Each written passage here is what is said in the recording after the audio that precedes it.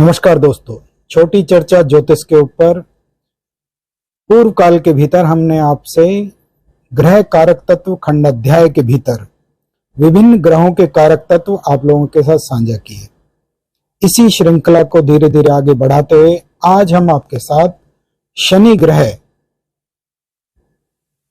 व उसके कारक तत्व, now we are sharing with you this significants, the significators of Saturn, कि किस तरीके से शनि के द्वारा क्या क्या देखना चाहिए। The events, the places, the work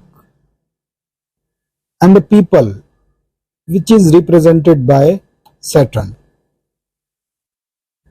साथ ही साथ एक खंडन भी करना चाहते हैं। यह है सारी चर्चाएं, इज अ डिस्क्लेमरेशन, ये सारी चर्चाएं वैदिक ज्योतिष के आधार पे बनाई गई हैं।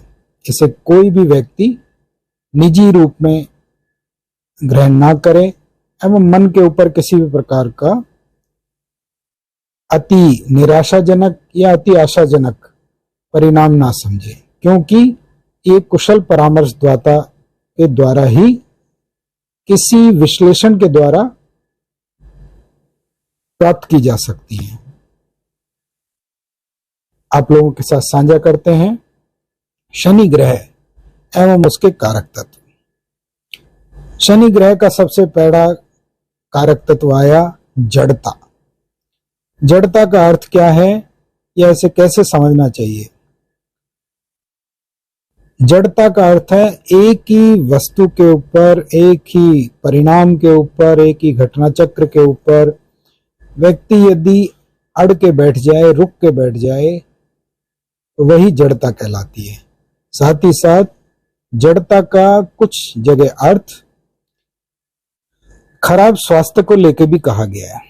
यदि मन प्रसन्न ना हो, चित्त प्रसन्न ना हो, तो उसके कारण से भी व्यक्ति के स्वास्थ्य पे कई बार परिणाम देखने को मिले। इसी कारण शनि ग्रह का एक विशेष कारक तत्व है रोग या जड़ता, साथ में का आलस्य।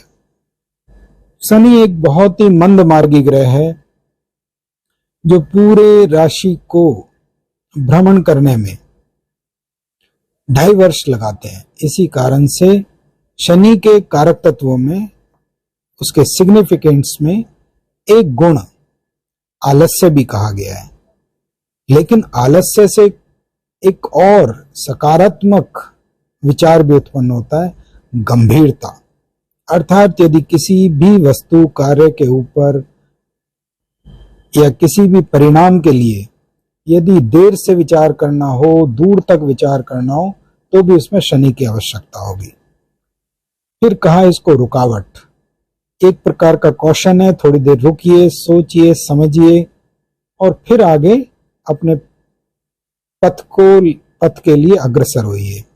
अर्थात इसको रुकावट कहिए, ऑब्स्टेकल कहिए, या इसको ये समझिए एक चेतावनी है, थोड़ा सा संभल के चलिएगा। इसके उपरांत आया घोड़ा। जैसे हमने पहले ही बताया कि घोड़ा पीछे कई ग्रहों के कारक तत्वों में भी आ रहा है, लेकिन यहाँ पे वो घोड़ा किस चीज का प्रतीक है, इसका अंतर समझ लेना चाहिए। यहाँ पे वो घोड़ा मूलतः भार उठाने का एवं भार को दूर तक खींच के ले जाने का प्रतीक है। अर्थात ऐसा दोपहिया जो भारी तो है, लेकिन उसका प्रयोग भार उठाने के लिए किया जाए। इसके बाद आया चमड़ा। अर्थात जो भी चमड़े का कार्य किया जाए वो शनि के अधिपत्य में ही ज्योतिष शास्त्र के अनुसार, ऋषियों की विद्या के अनुसार कहा गया है। वर्तमान समय में देखें तो जूता एवं विभिन्न प्रकार के जो झोले हैं, बैग हैं, जिनमें सामान रखना हो, वे भी चमड़े के कारण से बनाए जाते हैं। इसी कारण से चमड़े का कार्य लाभ देगा, हानि देगा, ये भी शनि के अधिपत्य में आ गए। यदि वहां की व्यवस्था, वहां का वातावरण वहां का प्रशासन आपको अनुमति देता है और आपकी पत्रिका के भीतर शनि पुरस्कृत है, उन्नत स्थानों में बैठा हुआ है। आपकी पारिवारिक स्थिति, सामाजिक स्थिति इस बात की अनुमति देती है कि आप चमड़े का कार्य कर सकते हैं। तो शनि का एक विशेष कारक तत्व भी आया। आय 2 ग्रहों के भीतर आती है, एक शुक्र के भीतर, जैसे हमने पिछले कारक तत्व में पढ़ा, एवं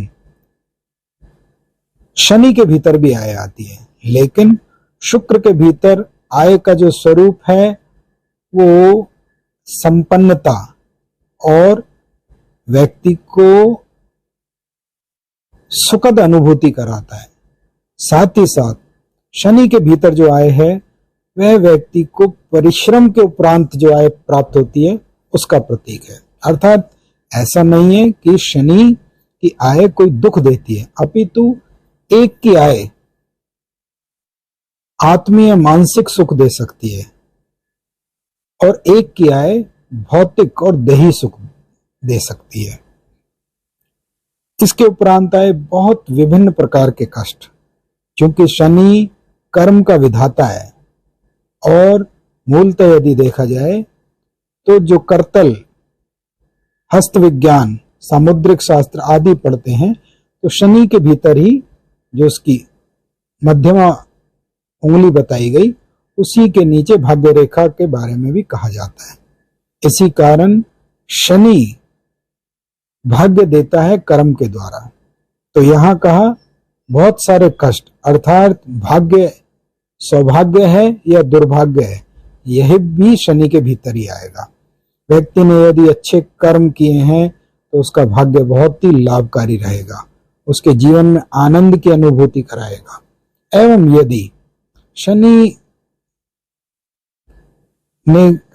से जो कर्म कराए गए वे यदि कहीं किसी को पीड़ा पहुंचा के मिले हैं तो उसका भाग्य थोड़ा समस्याएं उत्पन्न कर सकता है। इसके उपरांत आया रोग, जैसे कि जन्म पत्रिका के भीतर 6ठे स्थान से रोग का विचार किया जाता है, उसी प्रकार से शनि से 6ठा स्थान एवं शनि के साथ भी रोग विचार के बारे में देखा जा सकता है। शनि पत्रिका के अंदर कितना बली है या शनि पत्रिका के भीतर कितना पीड़ित स्थानों में है या शनि के द्वारा किन किन ग्रहों को पीड़ा पहुंचाई जा रही है, व्यक्ति को उन रोगों के साथ, उन व्याधियों के साथ, उन शारीरिक अस्वस्थता के साथ जीवन में आमना सामना करना पड़ सकता है। साथ का विरोध, इसका विरोध जनता एवं समाज का विरोध है। अर्थात जब राजा और प्रजा में विरोध उत्पन्न होता है तो शनि और सूर्य की युति के साथ देखा जाता है। यदि शनि और सूर्य आमने सामने हैं, एक शास्त्र में यह भी लिखा कि जब शनि सिंह राशि में गोचर करते हैं तो राज भय होता है, किंतु ये 30 वर्ष में एक बार सिंह राशि में गोचर करेंगे। अर्थात क्या ये समझना चाहिए कि केवल 30 वर्ष के भीतर ही राज को या प्रशासन को विरोध होगा? ये वर्तमान स्थिति में कहना थोड़ा अपरिहार्य है। अपितु इस समय ऐसा देखा जाता है कि कई बार लोक कल्याणकारी नीतियां भी, जन समाज के लिए बनाई गई नीतियां भी प्रशासन के द्वारा, शासन के द्वारा लोगों को कहीं विरोधाभास उत्पन्न कर देती है। उसका कारण है कि हर व्यक्ति को अपनी सुलभता और अपना विशेष सुख की प्राप्ति चाहिए, चाहे वो नियमों को तोड़ के की जाए या नियमों के साथ रह के की जाए। इसी कारण से विरोध भी शनि के भीतर आता है। जन्म पत्रिका के भीतर जब भी सूर्य शनि एक प्रकार से विपरीत दिशाओं में होंगे, अर्थात शनि से सूर्य 7वें स्थान में हो, तो ये राजा प्रजा में, पिता पुत्र में विरोध की स्थिति उत्पन्न करता है। एवं यदि ये एकत्रित भी हो एक ही स्थान पे, तब भी ऐसा देखा गया है कि उस स्थान से संबंधित पीड़ाएं देखने को प्राप्त होती हैं। इसके उपरांत आया दुख। जैसे मैंने पहले कहा, शनि के कारक तत्वों में कुछ कारक तत्व ऐसे हैं जिनके द्वारा व्यक्ति को जीवन में संघर्ष करना पड़ सकता है, एवं संघर्ष से ही व्यक्ति जीवन में बहुत ही उन्नत परिष्कृत होकर जीवन में आगे निकलता है। इसी कारण से कहा शनि का कारण एक दुख या पीड़ा भी है, जिसके कारण से व्यक्ति और ज्यादा शोधित संशोधित होके तप के और स्वर्ण के रूप में परिवर्तित हो जाता है।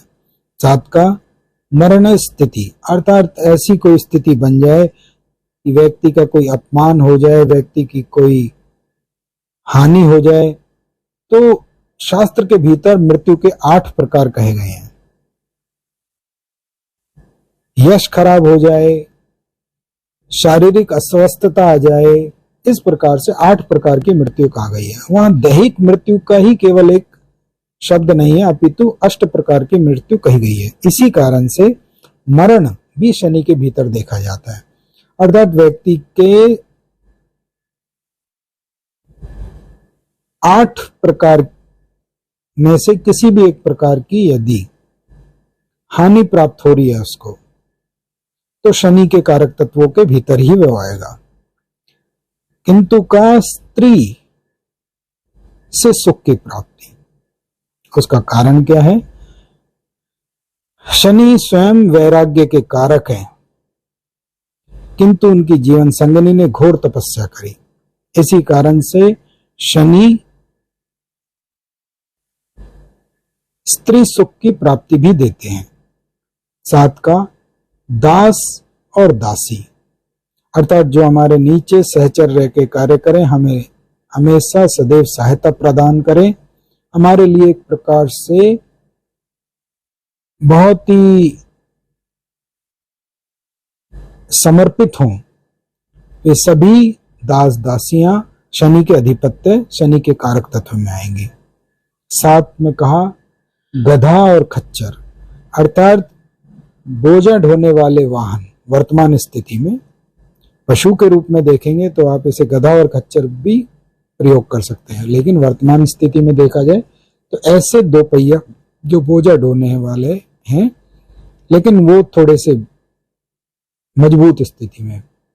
आप देखिए ग्रामीण क्षेत्रों में 2 पहिया वाहनों के ऊपर दूध का कार्य भर भर के किया जाता है, तो कहीं उनकी पत्रिका में क्या शनि का किसी प्रकार से कोई योग तो नहीं है? क्यों? क्योंकि देश काल वातावरण परिस्थिति के अनुसार व्यक्ति को कारक तत्व और स्थितियों के बारे में सामंजस्य से बिठा के ताना बाना बुनना चाहिए। एवं आज भी कई सारे ऐसे स्थान हैं जहां मूलतः गधे का और खच्चर का प्रयोग भार ढोने के लिए, वजन उठाने के लिए प्रयोग किया जाता है। इसके उपरांत आया विकृत अंगों वाला। यहाँ कहा यदि शनि पत्रिका के अंदर किसी भी प्रकार से पीड़ित है तो व्यक्ति के अंग विकृत हो सकते हैं, अर्थात तो उसको कोई शारीरिक अस्वस्थता से आमना सामना करना पड़ सकता है। 7 में कहा वनों में भ्रमण। मैंने मूलतः ऐसा देखा है, अनुभव के आधार पे आपको कहूं कि जब जब पत्रिका के भीतर सूर्य की दशा आए, सूर्य 12वें चंद्रमा से 12वें स्थान में गोचर करे, अंतरदशा आदि इत्यादि के अंदर जब भी सूर्य का खंड आएगा तो व्यक्ति का भ्रमण वनों के भीतर देखने को मिला है। लेकिन हर वर्ष एक बार सूर्य चंद्रमा से या लगन से 12वें स्थान में तो आएंगे ही। इसका अर्थ ये नहीं है कि उस वर्ष व्यक्ति उस माह में वनों में भ्रमण करेगा, अपितु मूल सिद्धांत क्या है? गोचर से भी अधिक कार्य व्यक्ति की दशाएं करती हैं। गोचर केवल उस घटना के ऊपर अपना बल प्रदान करता है। तो वनों में भ्रमण करने के लिए शनि का भी एक अधिपत्य है। यदि शनि किसी भी प्रकार से 12वें स्थान से, 7वें स्थान से, 9वें स्थान से, तीसरे स्थान से संबंध बना रहे हैं तो व्यक्ति का भ्रमण ऐसे स्थानों पे हो सकता है जहां वन, वृक्ष आदि इत्यादि लगे रहते हों। इसके उपरांत कहा भय उत्पन्न करने वाली सूरत। इनसे भयभीत ना होइए, बहुत सारे कारक तत्व हैं। कहीं मन में भ्रम मत पाल लीजिएगा कि शनि क्या सचमुच इतने निकृष्ट हैं। शनि के बहुत सुखद परिणाम भी जीवन में देखने को मिलते हैं। यदि जन्म पत्रिका के अंदर योग कारक स्थिति में शनि हो एवं खुद ही स्वयं ही आत्मकारक हो तो शनि से संबंधित दशा राजयोग प्रदान करती है। वृषभ लगन के लिए शनि नवमेश एवं दशमेश की भूमिका में होते हैं। इस कारण से भाग्य और कर्म दोनों उसके साथ जुड़ जाते हैं। तुला लगन के भीतर शनि चतुर्थ एवं पंचम स्थान के स्वामित्व को लेते हैं, जिसमें कि सुख और त्रिबुद्धि के स्वामी बन जाते हैं। इसी कारण से ऐसा ना समझें कि शनि के कारक तत्वों में केवल थोड़े अप्रिय कारक तत्व हैं, अपितु इन्हीं कारक तत्वों के आधार पे हम इससे नई संभावनाओं को विचार करने का प्रयोग करें, अर्थात भय उत्पन्न करने वाला सूरत। तो भय उत्पन्न करने के लिए कभी कभी जिस प्रकार से एक स्वामी को, एक गृह स्वामी को, एक पिता को कभी कभी थोड़ा बहुत अपने अनुचरों के लिए, अपने परिवार के लिए एक भय भी दिखाना पड़ता है कि ये कार्य आपके लिए आवश्यक है, क्योंकि प्रकृति एक प्रकार से सुलभता और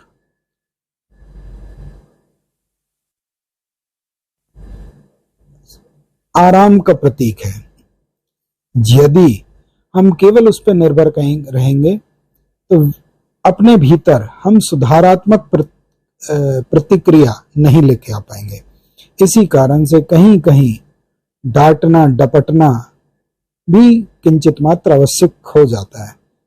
इसके उपरांत का दान, शनि का दान मूलतः श्रम दान कहा गया है। ऐसा व्यक्ति यदि शनि पत्रिका के भीतर बलवान है, धन भले ही उसके पास थोड़ा कम हो, लेकिन वे अपना शारीरिक श्रम सदैव लगा के रखते हैं। सातवें का आयु।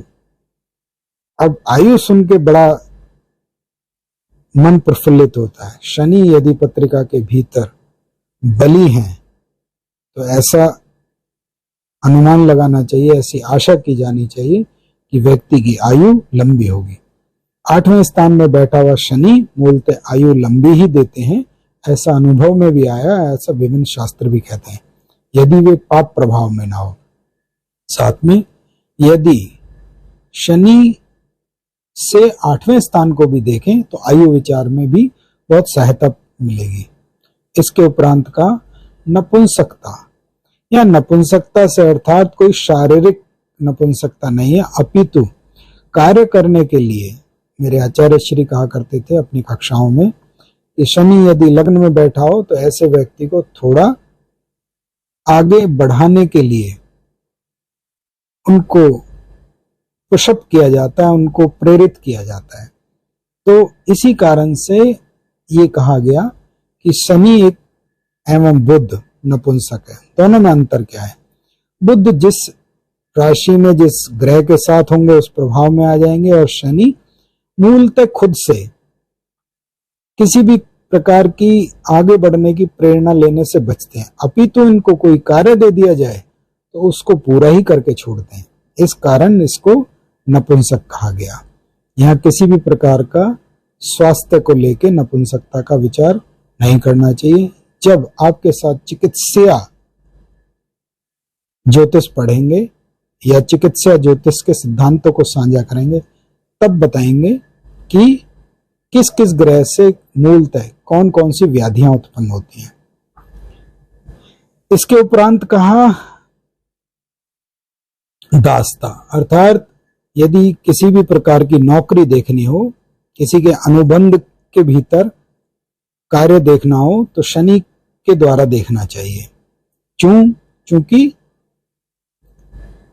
स्वच्छंदता, उन्मुक्तता। तीसरा स्थान सूर्य, बृहस्पति, मंगल, इनसे देखना चाहिए। किंतु किसी के अधीनस्थ या बंधन के साथ, एग्रीमेंट के साथ यदि कार्य देखना हो तो शनि के साथ देखना चाहिए। साथ में कहा मिथ्या भाषण, अर्थात इसकी बातें ऐसी हो सकती हैं, यदि इस पर दुष्प्रभाव हो, पाप प्रभाव हो, इसकी बातें पूरी ना हो पाए। उसका कारण क्या है? शनि मूलतः अभाव का ग्रह है और हो सकता है व्यक्ति किसी प्रभाव में आकर वचनबद्ध तो हो जाए, किंतु अपने वचन को पूरा करने में, उसके परिणाम तक पहुंचने में पहुंच ना पाए। इसी कारण से मिथ्या भाषण कहा। वर्तमान स्थिति में राजनीति में भी इसका प्रयोग किया जा सकता है। यदि कोई किसी भी प्रकार का झूठा वचन कहा गया है तो उसको शनि के अधिपत्य से देखना चाहिए। चिरस्थायी आयु, जैसे मैंने कहा आयु के भीतर इसका विशेष प्रभाव है, तो ऐसा आशीर्वाद आदिकाल के भीतर या पुराने समय के भीतर ऋषियों के द्वारा 2 प्रकार के आशीर्वाद प्रदान किए जाते थे। आयुष्मान भवो, चिरंजीवी भवो। मूलतः कन्याओं के लिए सौभाग्यवती भवो और पुरुषों के लिए चिरंजीवी एवं आयुष्मान भवो कहा जाता था। अर्थात लंबी आयु का प्रतीक भी शनि ही है। वृद्धावस्था, जरावस्था, वृद्धावस्था, जरावस्था को ही थोड़ा वृद्धावस्था भी कहा गया, किंतु वृद्धावस्था मूलतः व्यक्ति के समय खंड के अनुसार आती है। उसी वृद्धावस्था में यदि व्यक्ति को शारीरिक अस्वस्थता अत्यधिक उत्पन्न हो जाए तो वह जरावस्था कहलाती है। दोनों ही इसी से प्रदर्शित होती हैं। साथ में कहा नसें, तो ये नसें हमारी दिखाई देती हैं। कई जगह ऐसा कहा कि इसको बुध के द्वारा देखना चाहिए। बुध भी इसका प्रतीक है, लेकिन जो पतली नसें हैं बुध उनका प्रतीक है। मोटी और दूर से दिखाई देने वाली नसें शनि के अधिपत्य में आती है। दिन के अंतिम भाग में बलि, अर्थात जब संध्या काल होती है तो शनि बलवान होने लग जाता है। उसका कारण क्या है? सूर्य प्रातः काल लग्न में दिखाई देंगे, मध्यकाल आपके दशम स्थान में दिखाई देंगे एवं संध्या काल के भीतर सूर्य 7वें स्थान में दिखाई। अर्थात सूर्य जब जैसे जैसे अस्त होना शुरू करते हैं एक स्थान पे या अगले खंड की तरफ चलते हैं तो शनि बली होना शुरू हो जाते हैं। कई शास्त्रों में ऐसा कहा गया कि पिता को भी शनि से देख लेना चाहिए। यद्यपि ये एक बहुत ही विचारणीय बिंदु है, अभी इसके ऊपर कुछ कहना संभव नहीं है, किंतु इतना कहा जा सकता है कि शनि संध्या काल के भीतर बली होता है। इसका प्रयोग कैसे करना चाहिए? यदि जन्म पत्रिका के भीतर शनि बली स्थिति में है, 7वें स्थान में है, तो व्यक्ति के कार्य संध्या काल के बाद बहुत ही परिष्कृत होकर निकलेंगे। व्यक्ति अपना कार्य देखेंगे कि वर्क एफिशिएंसी जिसे कहा जाता है, उसकी कार्य पद्धति या उसकी कार्य की गुणवत्ता, कार्य का परिणाम संध्या होते होते बहुत ही उन्नत हो जाता है। इसके बाद का शिशिर ऋतु, मैंने पहले कहा था 2 प्रकार की शीत ऋतु के भीतर 2 खंड कर लेने चाहिए, एक शीत और एक शिशिर। अर्थात जब सर्दियों की प्रारंभ होता है तो वो शीत है, एवं जब बहुत ही ठंड पड़ने लग जाए तो शिशिर है। क्योंकि शनि इस भचक्र के सबसे दूर के ग्रह हैं, इसी कारण से वहां तक प्रकाश की गति बहुत ही धीमी होती चली जाती है, बहुत दूर हो जाती है। इसी कारण से शनि को शिशिर ऋतु का स्वामी कहा गया। मूलतः शनि का धरातल कोई ठोस नहीं है, अपितु यह एक गैसीय पिंड है। इसके उपरांत का क्रोध, शनि का क्रोध बहुत ही धीमा क्रोध है जो कि बहुत देर तक बना रहेगा और ये व्यक्ति के धीरे धीरे मन में कुंठित करने वाला क्रोध है। परिश्रम, श्रम परिश्रम शनि से देखना चाहिए एवं ऐसा व्यक्ति जो अपनी बातों से फिर जाए उसको भी शनि के भीतर ही देखना चाहिए। साथ में का गोलक, गोलक का अर्थ है जहां पे व्यक्ति संचित धन करता है जो समय पे काम आ सके, इसी कारण से शनि के भीतर गोलक भी देखी जाती है।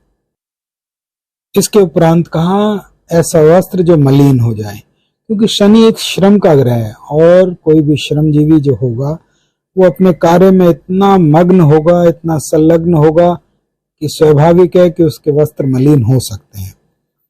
इसके उपरांत का पुराना घर, क्योंकि शनि संपत्ति का कारक है और संपत्ति सदैव ही धीरे धीरे पुरानी होती है। इसके उपरांत का बुरे विचार, यदि व्यक्ति किसी भी प्रकार से मन के अंदर मलिनता लेके बैठे हुए हैं, कुंठित विचार लेके बैठे हैं, तो देखना चाहिए कि शनि के ऊपर कितने दुष्प्रभाव है। लेकिन केवल ये शनि से नहीं देखना चाहिए, अपितु लग्न, चंद्रमा, लग्नेश से भी इस प्रकार की संभावनाएं बन जाती हैं कि व्यक्ति के विचार कितने ज्यादा मलिन हैं।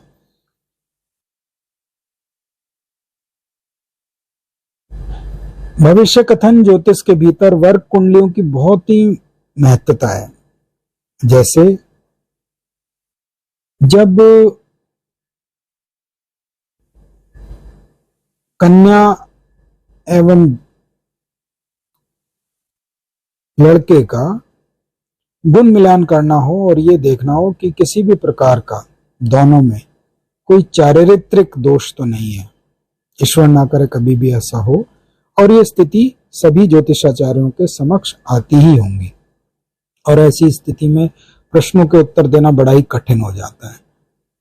मूलतः ईश्वर ने सबको समान बनाया है, सब अपने तरीके से बहुत ही उन्नत किस्म के व्यक्ति हैं, किंतु देश काल वातावरण स्थिति व्यक्ति को उग्र, नम्र एवं व्यंग करने वाला, उपहास करने वाला, हंसने वाला, हंसाने वाला और अवसाद में रहने वाला, उन्माद में रहने वाला भी कहा गया है। तो जन्म पत्रिका के भीतर शास्त्र के अनुसार त्रिमशांश कुंडली के साथ व्यक्ति के स्वभाव के बारे में भी विचार किया था। सूर्य के त्रिमशांश से स्वास्थ्य विचार एवं त्रिमशांश कुंडली से, जिसको हम आज के परिप्रेक्ष्य में D30 कुंडली कहते हैं, डिविजनल चार्ट 30, उससे भी विचार कर लेना चाहिए। यहाँ पे हमारे ये बात क्यों प्रारंभ हुई, क्योंकि उसके भीतर आया उग्र और साथ में आया बुरे विचार। तो यदि जन्म पत्रिका के भीतर शनि पीड़ित है, 1, 5, 9 स्थान पीड़ित है, चंद्रमा पीड़ित है, त्रिमशांश कुंडली में भी इसी प्रकार की स्थितियां बनी हुई है, व्यक्ति के विचार बुरे हो सकते हैं। लेकिन कहीं ऐसा देखा जाता है कि किसी के विचार किसी के लिए बुरे हैं और उसके लिए वे अच्छे भी हो सकते हैं, लेकिन इसका निर्णय कौन करेंगे? सामाजिक ताना बाना। यदि कोई विचार, कोई आदत, कोई वृत्ति समाज के लिए ठीक नहीं है, उचित नहीं है, तो उसको छोड़ देना चाहिए।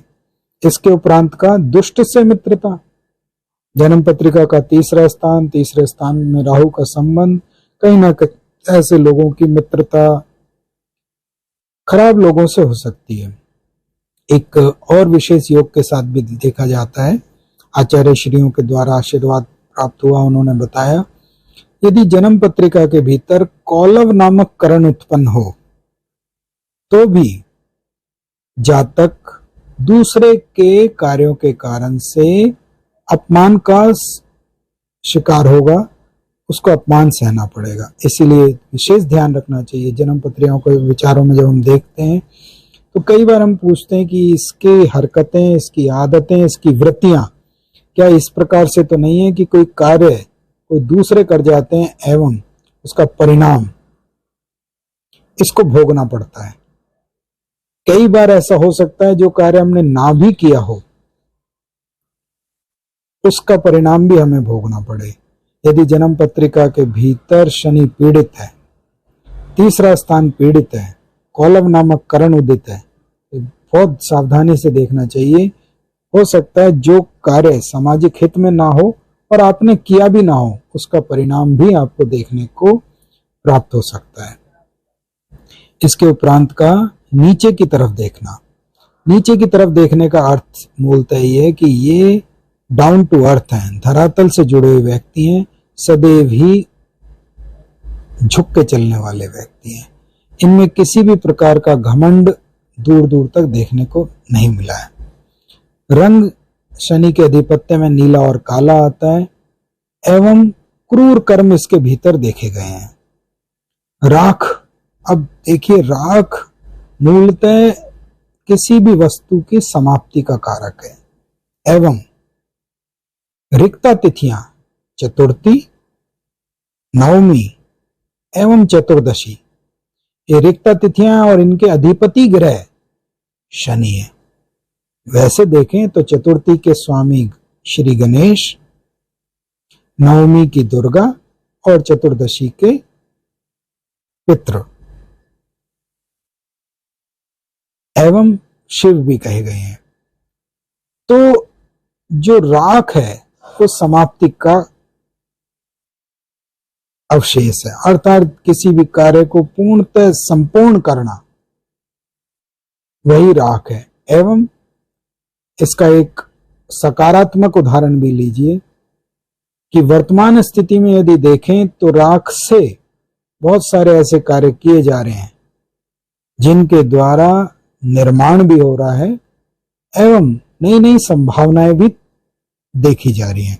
जैसे वर्तमान समय में पथ निर्माण के कार्य में राख का सम्मिश्रण भी किया जा रहा है एवं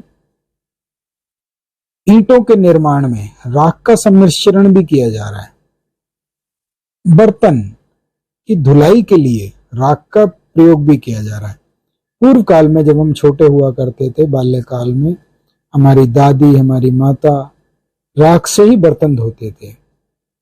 आज यदि देखा जाए तो आधुनिक काल में कई पुरानी चीजों को उठा उठा के प्रयोग करना और उसका प्रचार करके उससे लाभ कमाना वर्तमान स्थिति बन चुकी है। जैसे एक प्रकार से जिनसे दांतों की सफाई की जाए तो उसके साथ कहा कि इसमें ये पदार्थ है, इसमें ये पदार्थ है, इसमें ये पदार्थ है, जो वो पदार्थ जो हम बाल्यकाल में प्रयोग किया करते थे, अर्थात राख भी इसके अधिपत्य में आई। काला धान अर्थात जो मूलतः यहाँ पे बाजरा, मोटा अनाज के बारे में कहा गया है। और कहा मणि, लोहा।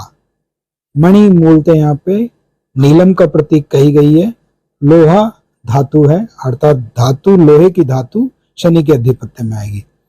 उदारता हमने पहले ही कही क्योंकि ये नीचे देख के चलने वाले ग्रह हैं, धरातल के साथ जुड़े हुए ग्रह हैं। साथ में कहा इसके उपरांत वर्ष। सप्त ग्रहों के भीतर विभिन्न प्रकार की, सप्त ग्रहों के अंदर विभिन्न प्रकार के समय अवधि देखने को मिलती है। जैसे सूर्य 6 मास के स्वामी हैं, चंद्रमा क्षण के स्वामी हैं, मंगल दिन के स्वामी हैं, बुध ऋतु के स्वामी है, शुक्र पक्ष के स्वामी है, बृहस्पति माह के स्वामी है। इसी तरह शनि वर्ष के स्वामी है। साथ में कहा श्रम करने वाला। पिता का प्रतिनिधित्व, जैसे मैंने कहा कि सूर्य एवं शनि, एवं कुछ ग्रंथों में बृहस्पति को भी पिता तुल्य कहा गया, लेकिन वो तीनों पिताओं में मतभेद है। मतभेद नहीं कहना चाहिए, अंतर कहना चाहिए। सूर्य वो पिता है जो सख्ती के साथ सिखाता है, बृहस्पति वो पिता है जो शिक्षा देके सिखाता है, एवं शनि वो पिता है जो श्रम से सिखाता है। दूसरे कुल की विद्या सीखना, अर्थात जो मेरे परंपराओं में मेरे पूर्व काल से विद्या चलती आ रही है उससे यदि मैं विपरीत विद्या सीखना चाहता हूं, अर्थात क्या हुआ, पूर्व काल के भीतर जो वर्ण व्यवस्था थी उससे यदि इतर कोई जा रहा है तो कहीं देखना चाहिए कि शनि बली तो नहीं है। आज के समय में यह देखना चाहिए कि व्यक्ति ने जो शिक्षा ग्रहण करी है,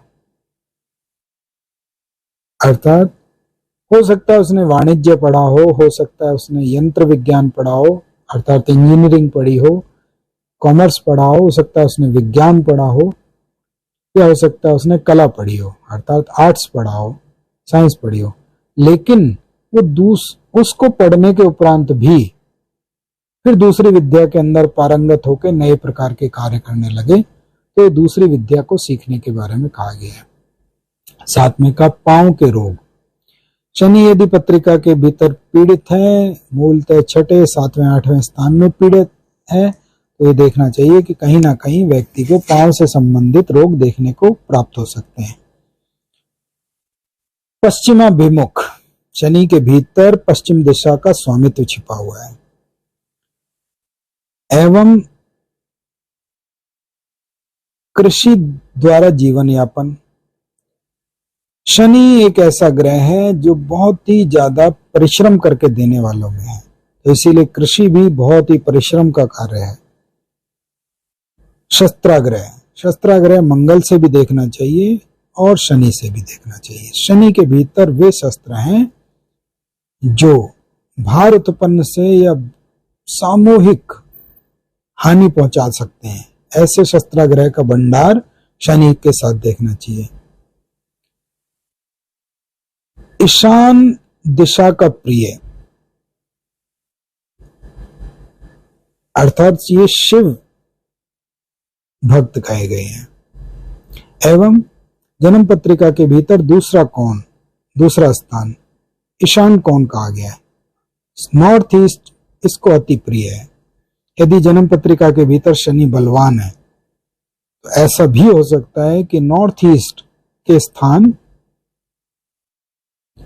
उत्तर पूर्व के स्थान, उत्तर पूर्व की जगह व्यक्ति को लाभ दे सकती है। पतन, नीचे गिरना, यदि शनि पत्रिका के भीतर पीड़ित है तो व्यक्ति निरंतरता से अपने कार्यों में नीचे जा सकता है। भ्रमण, दूर दूर तक घूमना, शल्य क्रिया, किसी भी चिकित्सा पद्धति में यदि कोई अंग काट के निकाला जाए, काटने की प्रक्रिया मंगल से होती है, लेकिन पृथक करने का जो कारक तत्व है वह शनि एवं सूर्य के भीतर आता है। यदि उसे निकाल ही दिया जाए तो शनि है। शनि सूर्य पृथकतावादी ग्रह है। कुछ जगह पे राहु को भी कहा है, लेकिन राहु मूलतः हमने देखा कि भोगवादी ग्रह है। शीशा धातु, शनि की एक धातु लोहा भी है और शनि की एक धातु शीशा भी है। शक्ति का दुरुपयोग, शनि यदि पत्रिका के भीतर बली है लेकिन उस पर पाप प्रभाव है तो ऐसे व्यक्ति शक्ति का दुरुपयोग भी कर सकते हैं।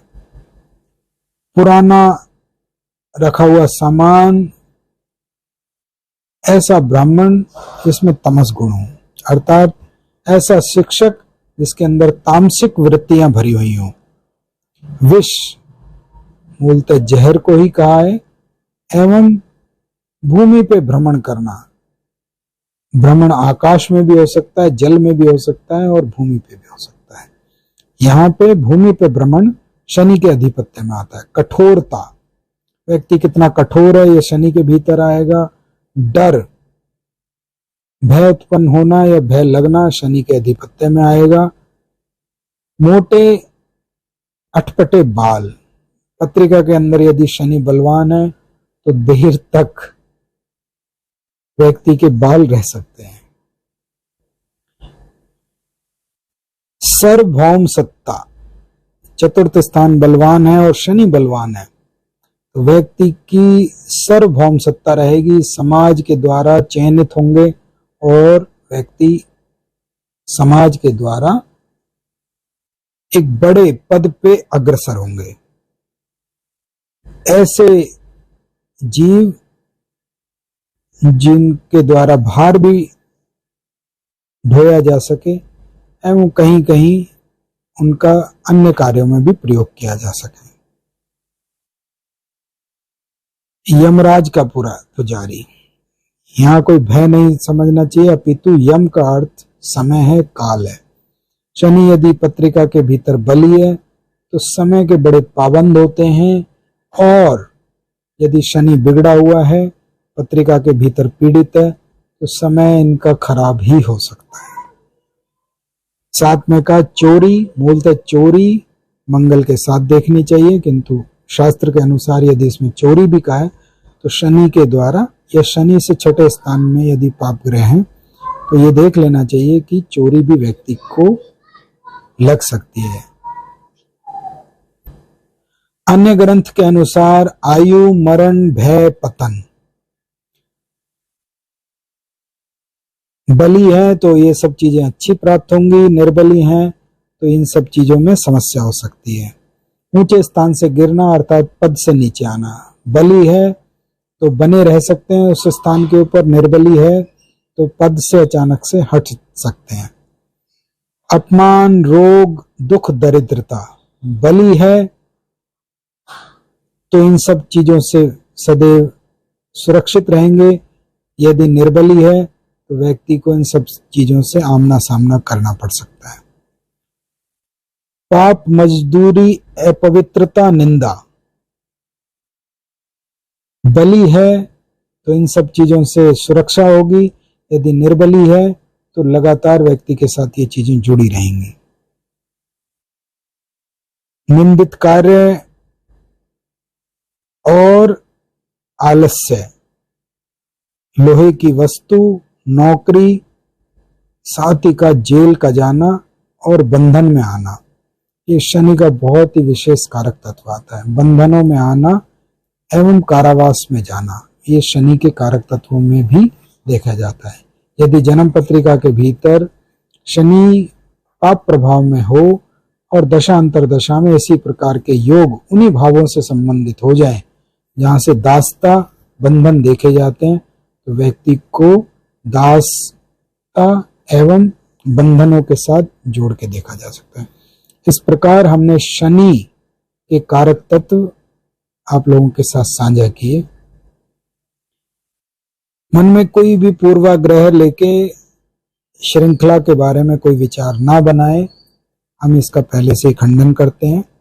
ये भारतीय वैदिक ज्योतिष या वैदिक ज्योतिष के आधार पे ग्रंथों में लिखे हुए कारक तत्व हैं, इससे किंचित मात्र भी भयभीत होने की आवश्यकता नहीं है। अपितु ऐसा समझना चाहिए कि ज्योतिष एक प्रकार का प्रकाश है जो अपनी गणनाओं के साथ व्यक्ति को आने वाले समय के बारे में इंगित करता है कि ऐसा हो सकता है और ऐसा नहीं हो सकता। यदि किसी प्रकार की अप्रिय घटनाएं दशा ग्रह के कारक तत्व के अनुसार नजर आए, दृष्टांत हो, तो व्यक्ति को थोड़ा सा सावधान रहना चाहिए, सचेत रहना चाहिए। और यदि उसमें किसी प्रकार की दुर्घटनाएं नजर नहीं आ रही हैं, दृष्टांत नहीं हो रही हैं, तो खूब परिश्रम करके खूब लाभ कमाना चाहिए। ये ज्योतिष का मूल उद्देश्य है। इस प्रकार हमने आपके साथ शनि ग्रह की चर्चा आरंभ करी और अन्य दो छाया ग्रहों के, राहु एवं केतु के कारक तत्वों को भी हम आप लोगों के साथ अति जल्दी, अति शीघ्र साझा करेंगे। हमारा कार्यक्रम यदि आपको किंचित मात्र भी ज्योतिष के ज्ञान में वृद्धि करता है तो चैनल को सब्सक्राइब कीजिए, शेयर कीजिए, लाइक कीजिए, कमेंट बॉक्स के भीतर, संवाद बॉक्स के भीतर हमारे साथ संवाद कीजिए। जितना संभव हो सकता है हम उन सभी प्रश्नों के उत्तर देने का प्रयास करते हैं। कभी कभी नहीं भी हो सकता तो नहीं भी दिए जा सकते। व्यक्तिगत परामर्श के लिए मेल के द्वारा हमसे संपर्क किया जा सकता है। सीमित संख्याओं के आधार पर ही परामर्श प्रदान किया जाता है। आपका दिन शुभ हो एवं शनि महाराज आपके जीवन में बहुत सारी नई संभावनाएं लेके आए, नए प्रकार की प्रसन्नता लेके आए। धन्यवाद। छोटी चर्चा में